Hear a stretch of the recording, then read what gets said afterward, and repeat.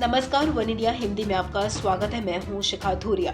भारत में कोरोना की तीसरी लहर का कहर जारी है। कोरोना से बचने के लिए कोविड प्रोटोकॉल का पालन और वैक्सीन की पूरी डोज लेना काफी जरूरी है।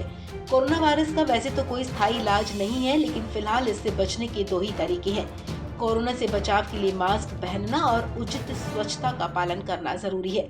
हालांकि पॉजिटिव होने के बाद, लक्षणों के गंभीर होने के बाद जल्द रिकवरी के लिए सही दवा और इलाज के बारे में भी पता होना जरूरी है। आपको बता दें कि WHO ने पिछले हफ्ते ही कोरोना के इलाज में 2 नई दवाओं की सिफारिश की है।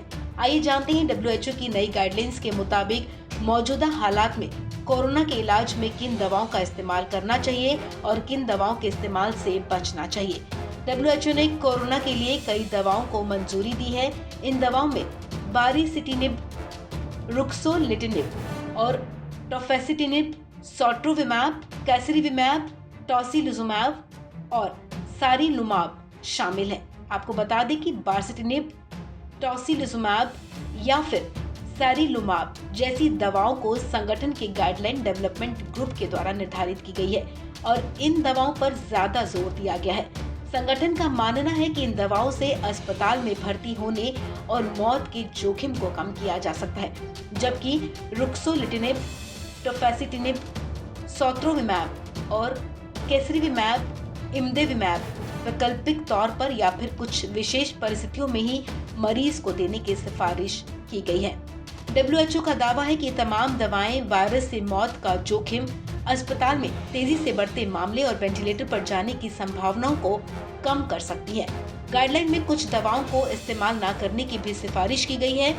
WHO का मानना है कि कोरोना के उपचार के लिए आइवरमेक्टिन, हाइड्रोक्सीक्लोरोक्वीन, लोपिनाविर या फिर रेमडेसिविर जैसी दवाओं के इस्तेमाल से बचना चाहिए। इन दवाओं के संबंध में ऐसे सबूत नहीं मिले हैं कि मृत्यु दर, अस्पताल में भर्ती होने के खतरे या फिर अन्य कारकों को कम कर सकती हैं। इसके अलावा WHO ने बच्चों में कैसरिविमैब और इमदेविमैब दवा का इस्तेमाल करने की सिफारिश की है। सौभाग्य से बहुत कम बच्चे कोरोना से गंभीर रूप से बीमार होते हैं, लेकिन जिन बच्चों में गंभीर लक्षण दिखाई दे रहे हैं उनके लिए ये दवाएं फायदेमंद साबित हो सकती हैं। इसके अलावा बच्चों के लिए टोसिलिजुमैब की भी सिफारिश की गई है। बच्चों में कुछ खास लक्षण देखने पर इस दवा का इस्तेमाल किया जा सकता है, लेकिन ध्यान रहे कि सारिलुमैब दवा को बच्चों के लिए निर्धारित नहीं किया गया है। WHO का कहना है कि कोरोना वायरस को रोकने के लिए वैक्सीन अभी भी मजबूत हथियार है। इस खबर में फिलहाल इतना ही। तमाम अपडेट्स के लिए आप बने रहें वन इंडिया हिंदी के साथ।